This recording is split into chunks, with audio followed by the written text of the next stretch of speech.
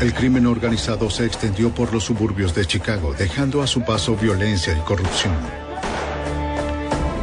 Funcionarios prominentes se dejaron seducir por la avaricia y el poder, haciendo lo que fuera necesario para proteger sus intereses. Todos estaban en la mira. FBI, orden de cateo. Recaería en el FBI la responsabilidad de eliminar la corrupción y encontrar al asesino de una mujer inocente. La evidencia se acumula, no tienen sospechosos evidentes. El centro de comercio es bombardeado. Ted Kaczynski es arrestado. Fugitivo a un prófugo.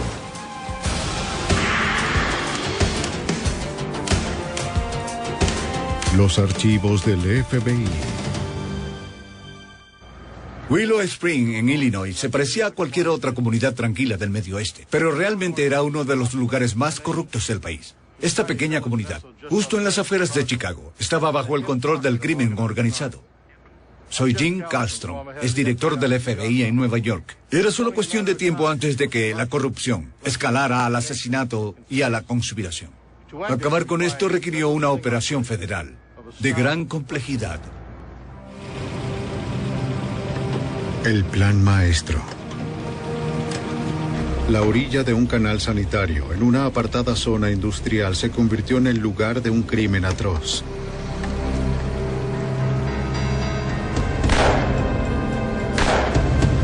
Los asesinos fueron rápidos y meticulosos. Cerca de ahí, 2 oficiales de policía hacían su patrullaje nocturno. Cuando oyeron los disparos, se alarmaron.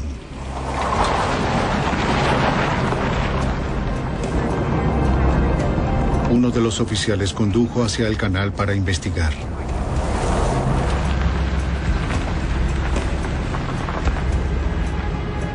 No encontró nada en la zona desolada.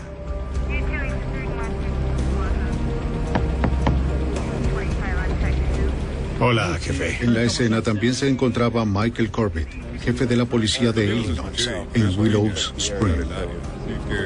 Tampoco vio nada. Muy bien. Lo tengo cubierto. Nos vemos más tarde.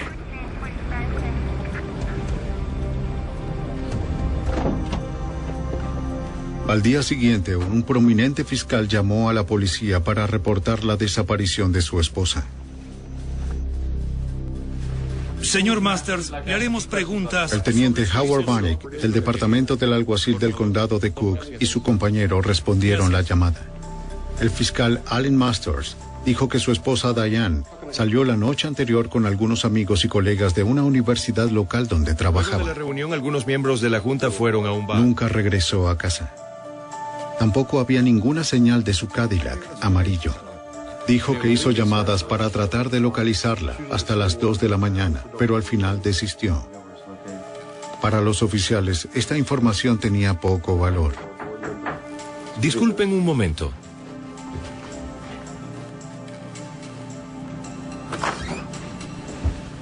Me están haciendo preguntas sobre... El teniente James Keating, del departamento del alguacil del condado de Cook, se unió a los oficiales. Justo estábamos interrogando al señor Masters sobre su esposa. Le preguntó a Masters si podía revisar la casa.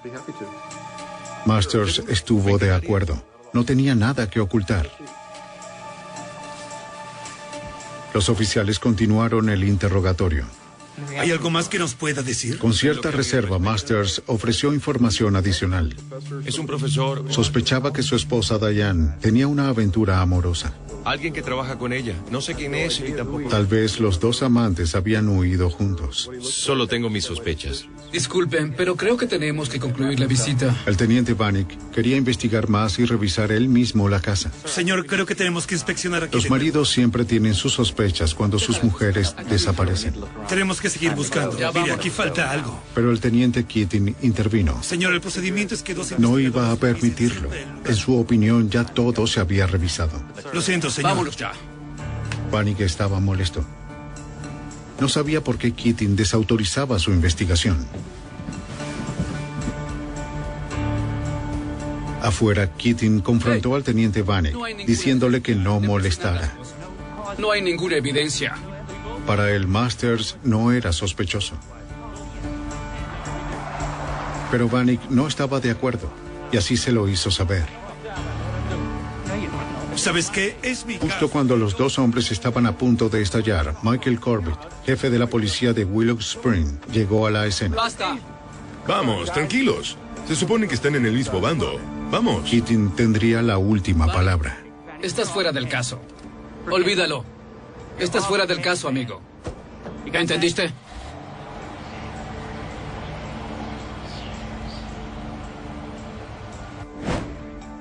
Pero la pregunta continuaba siendo la misma. ¿Dónde estaba Diane Masters?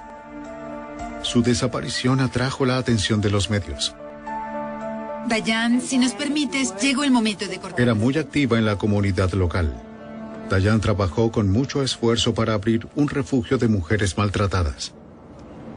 También estaba involucrada en la política local y formaba parte de la junta directiva de la Universidad Comunitaria del Valle de Moraine.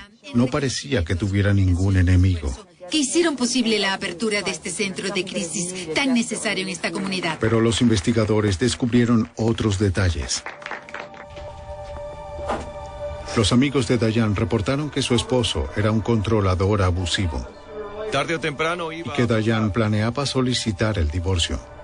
¿Sabías que tarde El o auxiliar temprano- del fiscal federal Tom Scorza siguió el caso. Estábamos muy seguros de que lo que había sucedido era que Diane y Allen tuvieron una disputa matrimonial, una disputa habitual que luego escaló hacia algo mucho peor.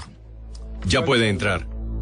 La investigación de Scorza pronto reveló que Allen Masters era más que solo un mal marido. Hola, Al. ¿Cómo Se estás? rumoraba que Allen Masters sobornaba a funcionarios locales y oficiales de policía para asegurar resultados Bien, favorables bien. a sus ¿Cómo le clientes. fue? Nada de qué preocuparse. La corrupción se extendió hasta las más altas esferas de las fuerzas de la ley. Al parecer, con frecuencia, Masters solicitaba la ayuda del jefe Corbett. Si no vuelvo a escuchar acerca de esto, habrá valido cada centavo. Bien. También se rumoraba que tanto Masters como el jefe Corbett estaban involucrados en la protección de algunas de las bandas de apuestas y prostitución de la mafia de Chicago, que operaban en clubes por todo el condado de Cook. Pero los investigadores estaban enfocados solamente en la desaparición de Diane. Sin ninguna evidencia y con pocas pistas, la investigación se estancó.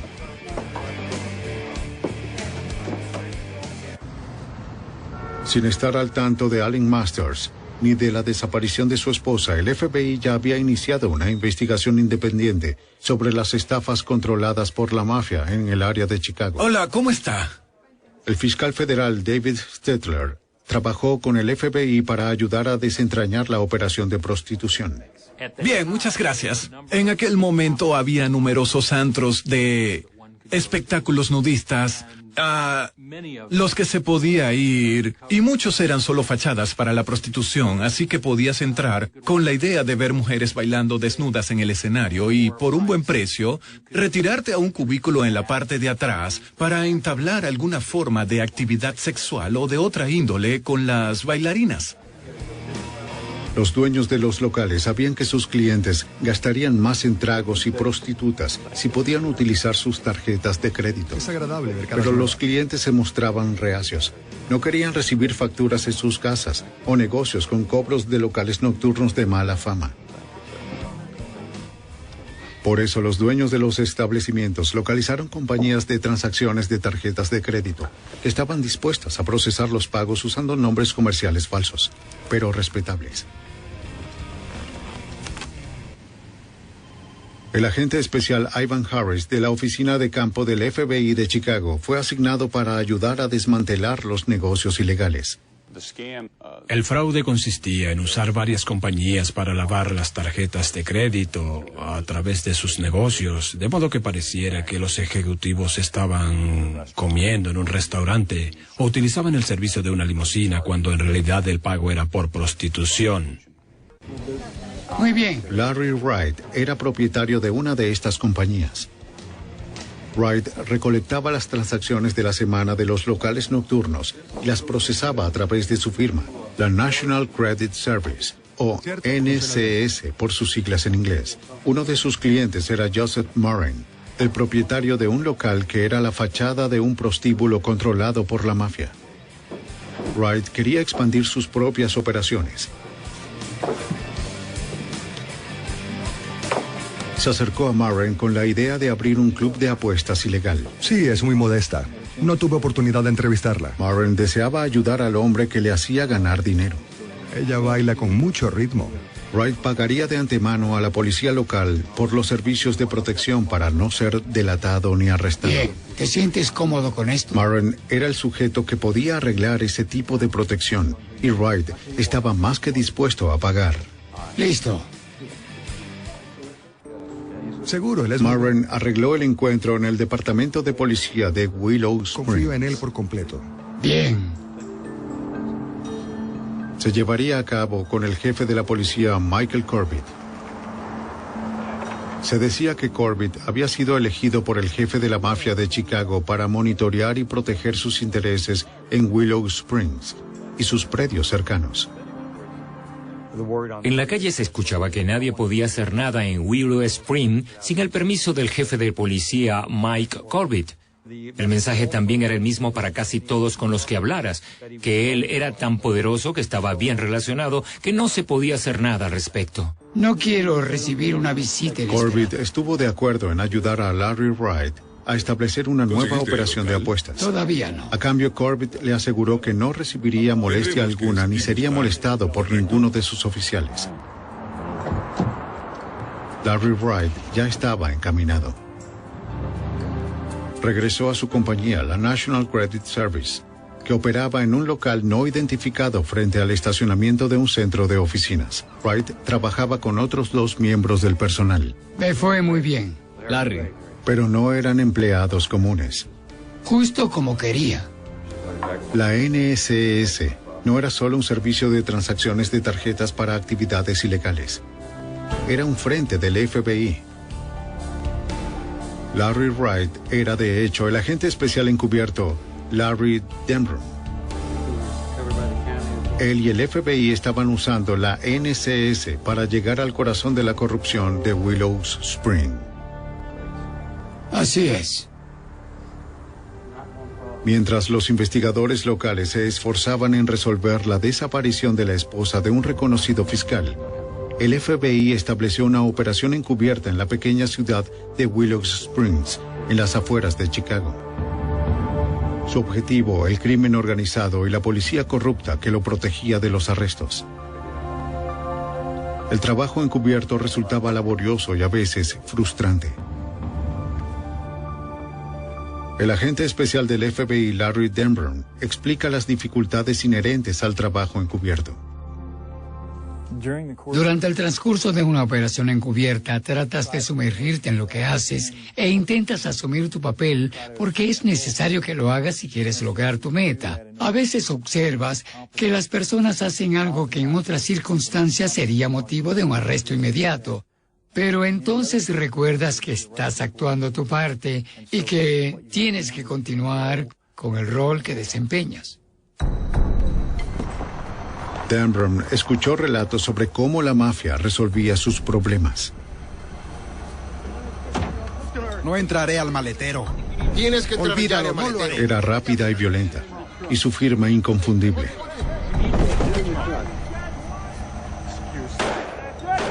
Dos balas en la cabeza. No había lugar para errores.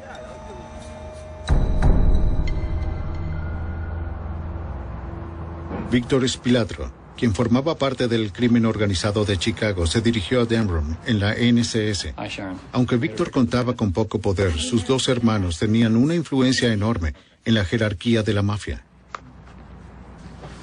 Denbrough empezaba a moverse hacia el centro del violento bajo mundo de Chicago. Los Spilatros eran uno de los nombres más conocidos entre los mafiosos de Chicago. El hermano mayor, Tony, era el jefe de Las Vegas. Representaba los intereses de la mafia de Chicago allá. Había sido una figura notoria con amplia cobertura de prensa por su participación en asesinatos y extorsiones. El agente Denbrough desarrolló rápidamente una reputación como un hombre de negocios efectivo en el lavado de dinero y operaciones de la mafia. Aquí tenemos lo que te hace falta, ¿de acuerdo? Spilatro sabía sobre las actividades de la NCS en los locales nocturnos.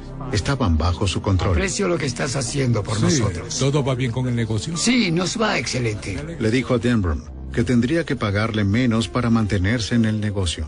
Me contenta que aprecies lo que hacemos por ti. Denbrough no tuvo ninguna objeción.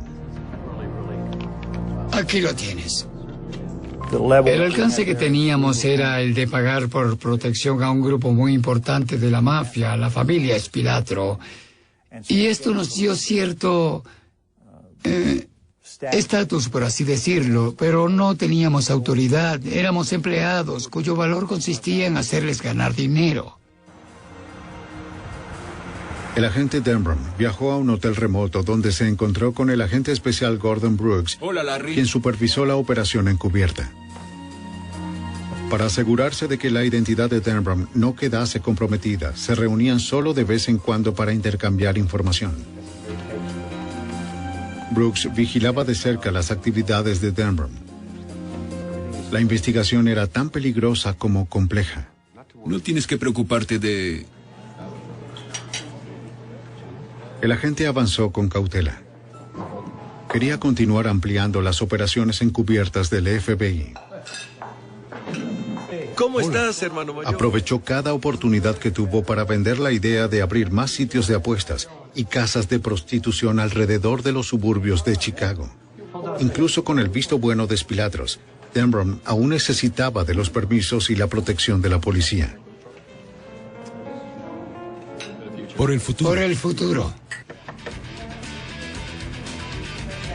Se reunió con el propietario de un club nocturno, Joseph Marin, para acordar los detalles de los nuevos locales y asegurar la protección de la policía. Harry, ¿cómo estás? Pero había un problema. Tengo algunas noticias. Su protector, el jefe Corbett, había sido removido de su cargo por el Consejo Municipal de Willow Springs bajo sospecha de corrupción.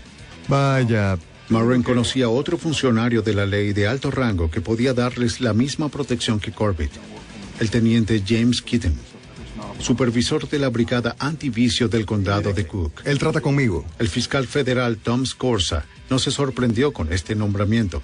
La reputación de Keating era bien conocida. Está bien. ¿Tienes confianza en él? Sí. Jim Keating era teniente del departamento del alguacil del condado de Cook, pero en todo caso el rango estaba por debajo de su influencia. Era un oficial muy bien conectado en un departamento muy corrupto. Tenía conexiones con funcionarios de mayor rango que también eran corruptos, así que era un personaje clave. Con Corbett fuera de la escena, el FBI apuntó a Keating. Denbrough se reunió con él en un restaurante en las afueras de Willow Springs. De verdad, así me concentro en mi trabajo. Keating dijo que no tenía ningún problema en ayudar a Denbrough a expandir sus operaciones. Una cosa que tienes que entender... Pero cada movimiento que Denbrough hiciera tenía que ser aprobado por él. Advirtió a Denbrough que jugara limpio con él y su gente. Me dijo que lo único que no toleraría era que lo traicionaran. Afirmó que si esto sucedía, encontrarían mis piernas en una calle y mi cabeza en otra. De acuerdo a las instrucciones del FBI, Denbrough propuso otra operación. Un local nocturno que sería una fachada para la prostitución. Y le dio al teniente el primero de muchos pagos para garantizar la protección policial. Bien. Antes de irse, Keating mencionó a alguien que podía ayudar. En la zona de Springs. Un abogado llamado Allen Masters. Lo aprecio. Aunque no tenía conexión directa con Allen Masters, Denbrough había escuchado al jefe Corbett mencionar su nombre. Sabía que Allen Masters era un reconocido fiscal del sur de Chicago que tenía una gran reputación por hacer que sucedieran las cosas, en particular en el sistema de justicia local. Y tenía fama de no escatimar el pago de sobornos para lidiar con cualquiera que necesitara. Denbrough continuó sus encuentros con el supervisor del caso, el agente especial Gordon Brooks. Denbrough necesitaba saber todo lo que fuera posible sobre Allen Masters y su relación con Keating y Corbett. Ahora estás con Corbett. Tanto el FBI como los fiscales establecieron de inmediato una jerarquía dentro del círculo corrupto. Está bien, estás labrándote un camino hasta aquí. Así es. Corbett manejaba todo en Willow Spring, pero cada vez que tenía que hacer algo más allá del condado de Cook, tenía que pedirle permiso a Keating. Y Keating, a su vez, tenía que revisar todo con Allen Masters para asegurarse de que las cosas se manejaran a nivel de la corte. A medida que la actividad criminal de Allen Masters se hacía evidente, el FBI empezó a observar con más detenimiento el posible papel que desempeñó en la desaparición de su esposa. Los dos casos únicos comenzaron a entrecruzarse y los objetivos de Denbrough se ampliaban. Las autoridades controlan todavía 3 Era un condados. sospechoso de la desaparición de su esposa. Creíamos que si desarrollábamos una relación con él, podría surgir algo que diera beneficios a toda la investigación. Denbrough descubrió que Allen Masters, al parecer, les pagaba a varios jueces locales a cambio de veredictos favorables. Ahora requerimos la audiencia y el caso Sanderson necesita tomar el curso que queremos. ¿Estamos de acuerdo en esto, juez? Los agentes especulaban que Diane pudo haber presenciado las actividades ilegales de su esposo y lo amenazó con exponerlo. No creo que eso vaya a ser un problema.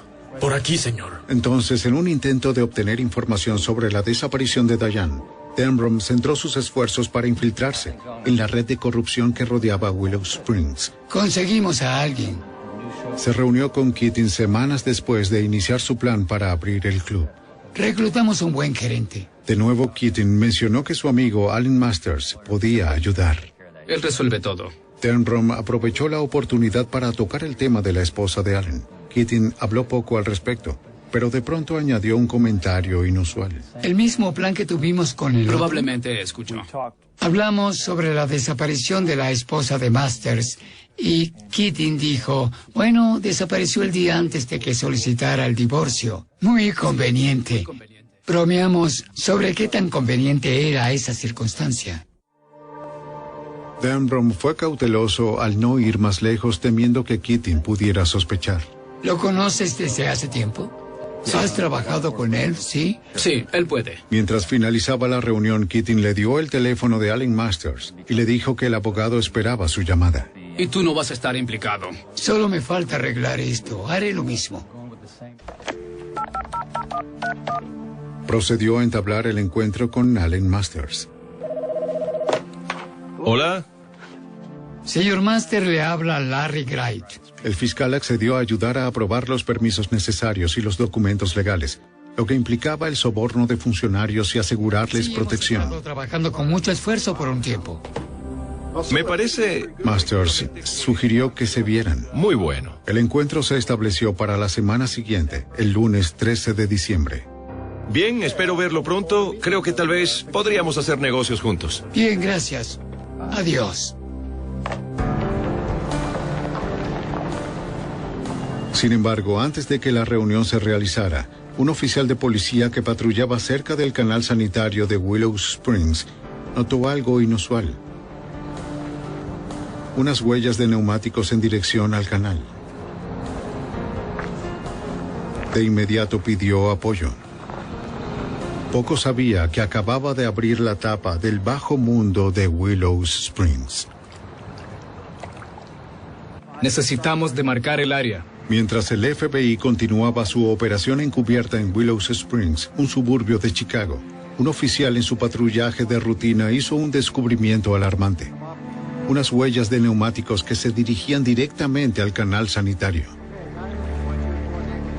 Los oficiales de policía, junto a un equipo de buceo, respondieron al llamado. La supervisión de la investigación estaba a cargo de James Ross, un oficial honesto designado por el Consejo Municipal para reemplazar a Michael Corbett. Aunque Corbett ya no estaba en el departamento, su legado de corrupción continuaba.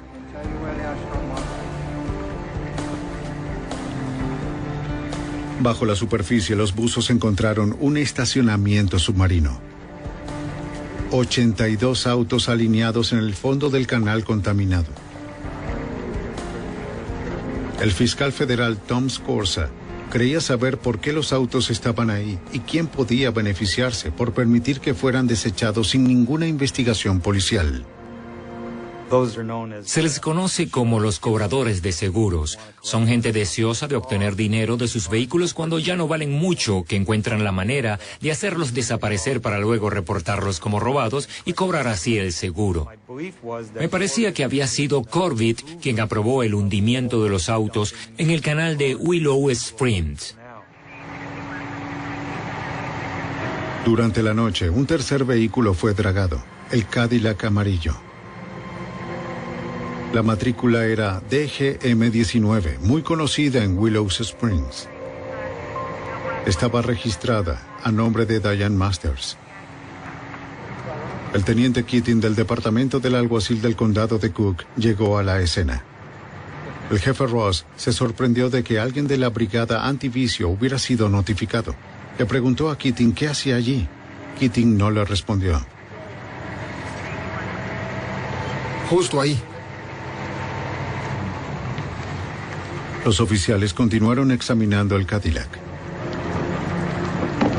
Cuando abrieron el maletero, encontraron un cadáver descompuesto. Ross ordenó de inmediato que tanto el auto como el cuerpo fueran llevados a un estacionamiento de la ciudad, donde podrían examinarlos a fondo para encontrar posibles pistas. La decisión de no utilizar el garaje de la policía estaba más que justificada. El jefe Ross conocía las amplias implicaciones potenciales de este caso, al punto de no poder confiar ni siquiera en sus propios oficiales. Con menos personas alrededor, mejor.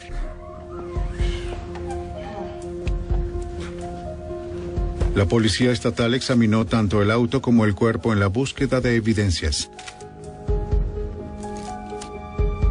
Encontraron el casquillo de una bala calibre 22 en el maletero. Las llaves estaban en el encendido. Un tanto escalofriante resultó el hecho de que el reloj de la difunta y el del tablero marcaban la misma hora, la 1:50. Retiraron el cuerpo para realizar una amplia investigación forense. El equipo forense que examinó el cadáver encontró que el cráneo estaba aplastado. También descubrió 2 agujeros de bala en el pómulo izquierdo. Los fragmentos de bala dentro del cráneo fueron removidos y enviados al laboratorio del FBI para un análisis balístico.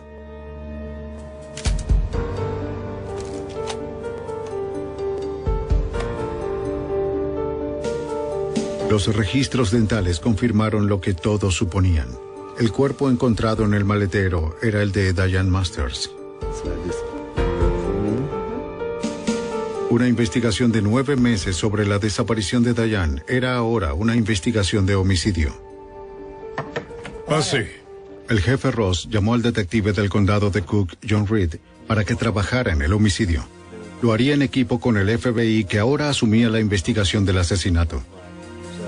El detective Reed no confiaba siquiera en sus amigos cercanos del departamento.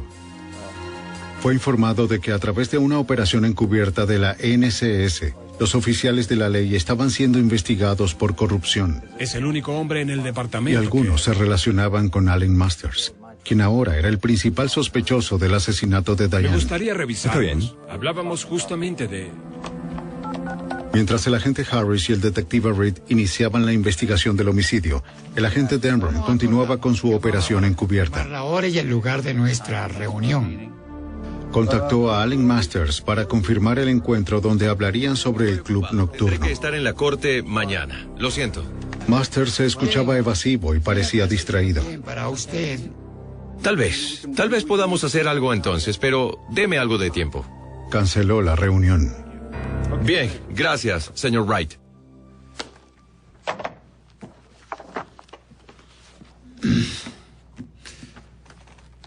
Denbrough de inmediato llamó a Keating.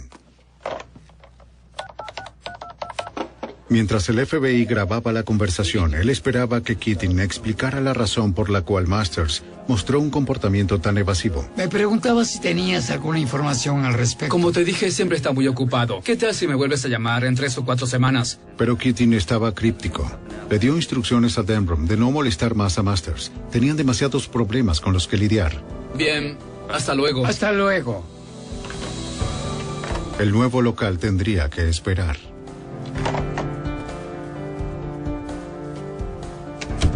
¿Qué tienes para mí? Aquí tengo las transcripciones. Denbrough se reunió con el agente Brooks.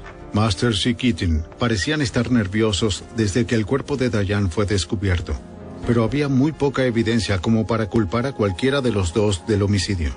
Tal vez Denbrough había pasado algo por alto. Le entregó a Brooks la cinta de las conversaciones grabadas con Keating. Esto los va a incriminar. Los tenemos. ¿Puedo escucharlo de nuevo? Keating. Durante los meses que siguieron, la oficina del fiscal federal, el departamento del alguacil del condado de Cook y el FBI comenzaron el proceso de unir las distintas investigaciones. Está bien. Así es. Allen Masters era la conexión entre el teniente del condado de Cook, James Keating, y el ex jefe de policía de Willow Springs, Michael Corbett. De ser así, podemos poner... Dependería de los fiscales armar un caso al probar que 3 hombres y todas sus actividades representaban una organización criminal en curso. Está bien, si pueden continuar con la acusación de Rico, lo que tuvimos que hacer para culpar a Masters, Corbett y Keating de un conjunto de actividades que incluían homicidio fue probar cómo armaron una organización criminal, una minimafia. Aprecio mucho el encuentro con usted esta noche, señora Capps. Si a ustedes no les... Lo primero que hicieron el detective Reed y el agente Harris fue entrevistar a los amigos de Diane que estuvieron con ella la noche cuando desapareció. Dijo haberla seguido hasta su casa esa noche. Una de las colegas de Diane, Genevieve Capstaff, de hecho la siguió hasta su casa aquella noche después de la reunión de la junta. Solo quería ver, así que la seguí. Capstaff indicó que quienes trabajaban con ella en la junta de la Universidad Comunitaria de Monrain sospechaban de la existencia de un romance con un profesor de economía. Admitió que quería ver si los dos se iban a encontrar. Y la siguió hasta su calle. Cuando se dio cuenta de que Diane regresaba a casa, continuó su camino. ¿Hay algo más que me pueda decir? Un interrogatorio más a fondo reveló que todos los miembros de la Junta de la Universidad Comunitaria, incluyendo Diane, recibieron una póliza de seguro de vida de $100,000 como parte de sus beneficios laborales. $100,000? Bien, pero eso solo cubre... La póliza especificaba que los beneficios se pagarían solo si el miembro de la Junta moría mientras se trasladaba desde y hasta las reuniones de la Junta. Esta se anulaba una vez que el miembro ingresara en su casa. Eso es todo, pero... Allen Masters señaló que Diane nunca llegó a casa aquella noche. En consecuencia, podía cobrar la póliza de seguro.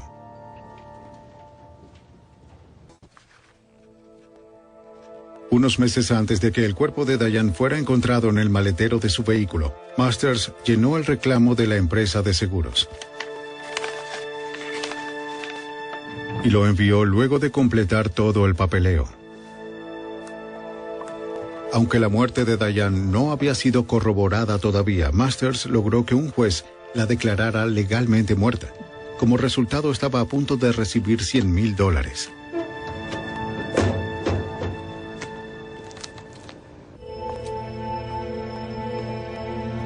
Allen Masters se volvía rápidamente el principal sospechoso del FBI en el homicidio de su esposa Diane.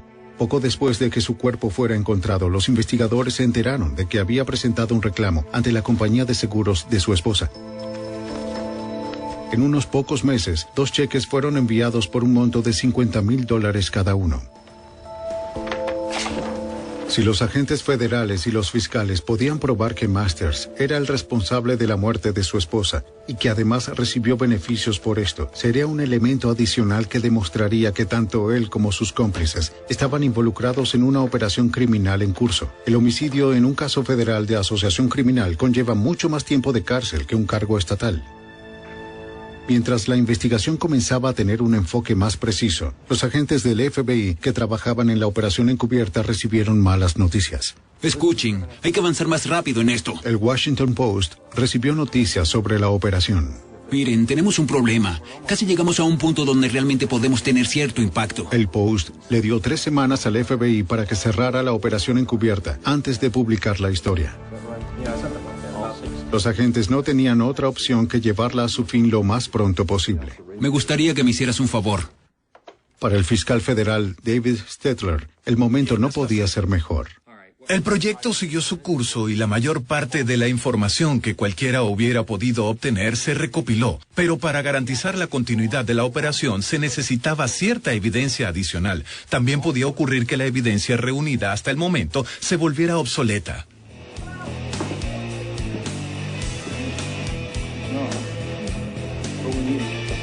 Los agentes unieron meticulosamente las piezas de una red de corrupción que se extendía a los locales nocturnos bajo el control de la mafia. Había llegado el momento de cerrarlos. ¡Dese la vuelta! ¡Vamos, FBI! ¡Abran la puerta! ¡Abran la puerta! El FBI abordó todos los locales nocturnos la misma noche con un despliegue enorme. Cientos de oficiales y agentes llevaron a cabo una redada en más de una docena de locales del condado de Cook, incluyendo los de Willow Springs.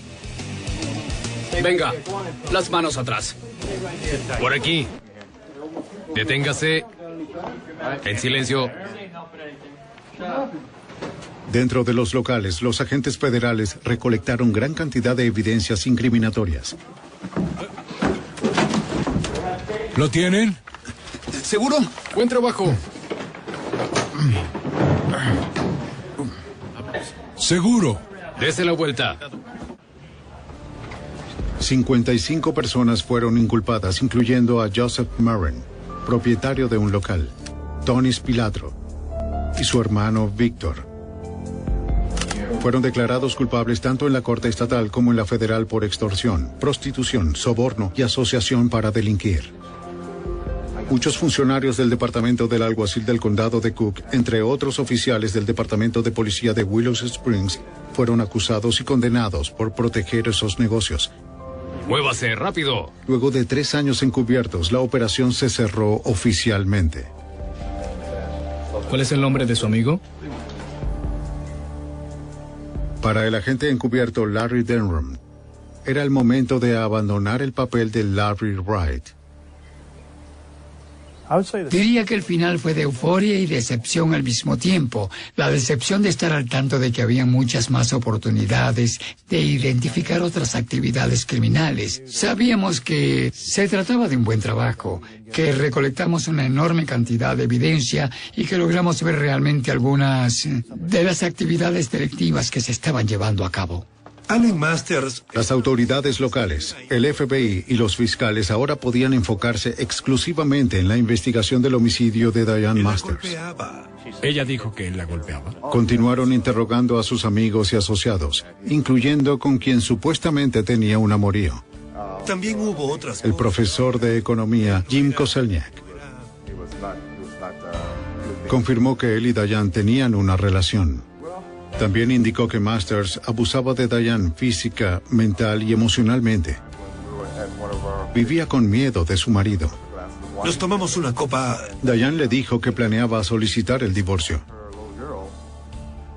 Koselniak también tenía razones para temerle a Alan Masters.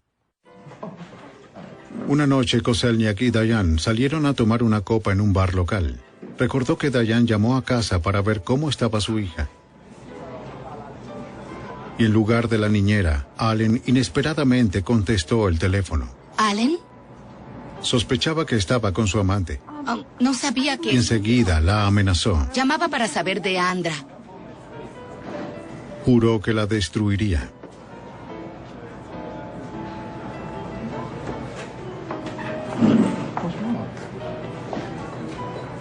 Koselniak comentó que Diane regresó muy molesta después de la llamada.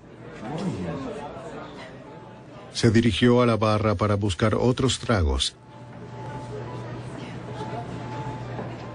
De pronto se le acercó un individuo que lo confrontó con una serie de preguntas. Sí, lo hago. El hombre nunca se identificó. 10, 12 años. Le preguntó a Koselniak cuál era su nombre y dónde trabajaba. Koselniak. Koselniak. Aunque el sujeto no dijo nada más, Koselniak sintió que acababa de recibir una amenaza. Mantente lejos de Diane.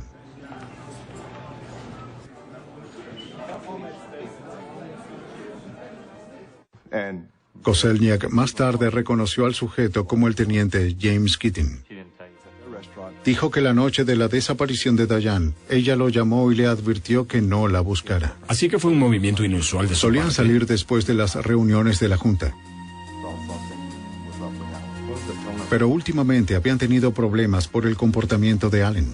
Bien, entonces fuimos a otro restaurante. Koselniak siguió su consejo y canceló los planes. Mas nunca volvió a ver a Diane.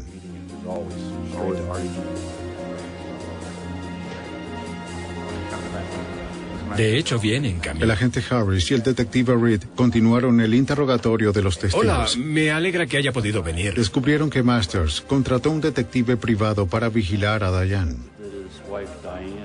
Logramos que cooperara con nosotros un individuo llamado Ted Nicasa, quien había sido el investigador privado de Allen Master. Master le pidió a Nicasa que colocara un micrófono en el teléfono de su casa porque sospechaba que su esposa tenía una aventura. Tengo algunas cintas. ¿Qué tienes para mí? Nicasa le dijo a los investigadores que el micrófono había sido un éxito al exponer el amorío de Diane y Koselniak. Ted Nicasa reprodujo la conversación telefónica registrada en la cinta donde Diane hablaba de una manera muy sensual con su novio Jim Koselniak.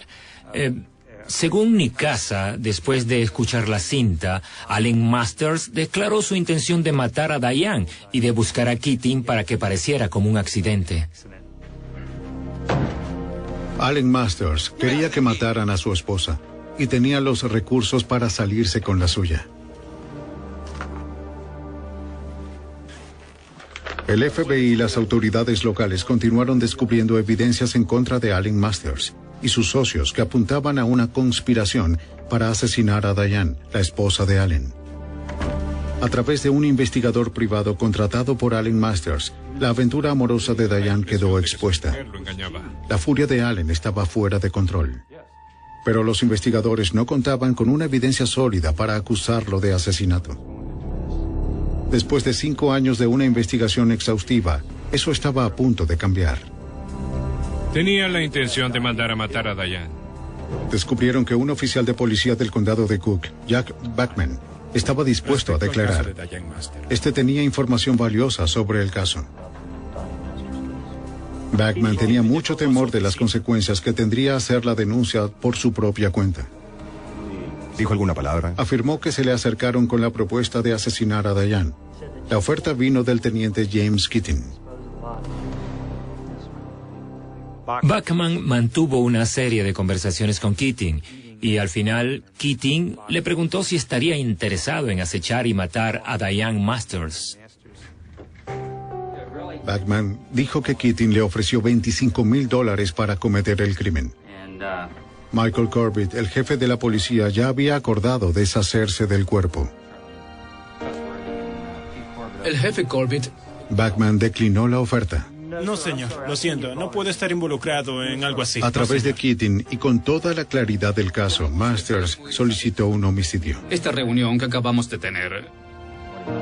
Bueno, no. Esta fue la última pista que el fiscal Scorza necesitaba para proceder con la acusación. Eliminarla y le pregunté qué intentaba decir. Lo que pudimos demostrar fue que cuando Allen decidió matar a su esposa, solo era capaz de recurrir a 2 oficiales de policía que habían estado involucrados con él en actividades criminales y de corrupción. Que tanto la planificación del homicidio como el hecho de haberlo solicitado eran actividades típicas de una asociación criminal. Las piezas finalmente se juntaron. Los investigadores armaron un posible escenario del asesinato de Diane Masters.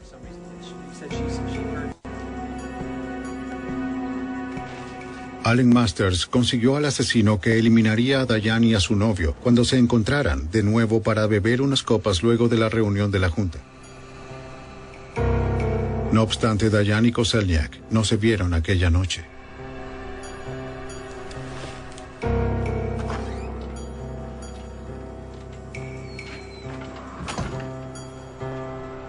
Llegas tarde a casa. La reunión terminó tarde. Furioso, Masters tomó el asunto en sus propias manos. Allen Masters estaba en casa, cuidando a su pequeña hija, mientras armaba una coartada con llamadas de larga distancia para poder demostrar que no había salido. Nunca se imaginó que su esposa iba a entrar por la puerta aquel día, pero así fue. Cuando comenzó a desvestirse, él la golpeó con un objeto contundente, le dio 2 golpes en la cabeza. Masters entonces llamó al jefe Corbett, quien vino con un cómplice desconocido para deshacerse del cadáver. Arrojaron el cuerpo de Diane en el maletero de su Cadillac. Luego Corbett se alejó con el cómplice, mientras Masters se quedaba en casa con su hija. Condujeron hasta el lejano canal sanitario.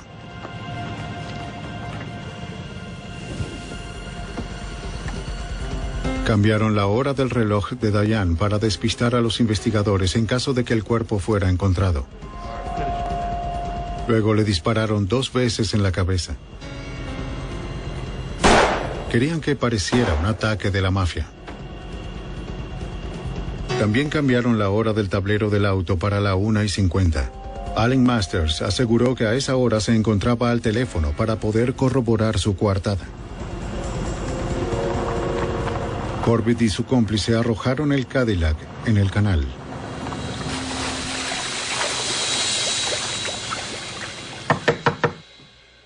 En junio de 1988, 6 años después del asesinato de Diane, los investigadores presentaron cargos en contra de los 3 conspiradores. Sí, conozco mis derechos. El ex jefe de la policía, Michael Corbett, fue arrestado por cargos de asociación para delinquir, soborno, conspiración para asesinar y encubrimiento del asesinato de Diane Masters.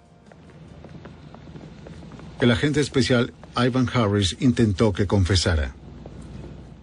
Mike Corbett posteriormente confesó que de hecho había sido la persona que dejó el Cadillac de Diane en el canal. Rechazó tener conocimiento alguno de que se encontrara en el maletero en ese momento.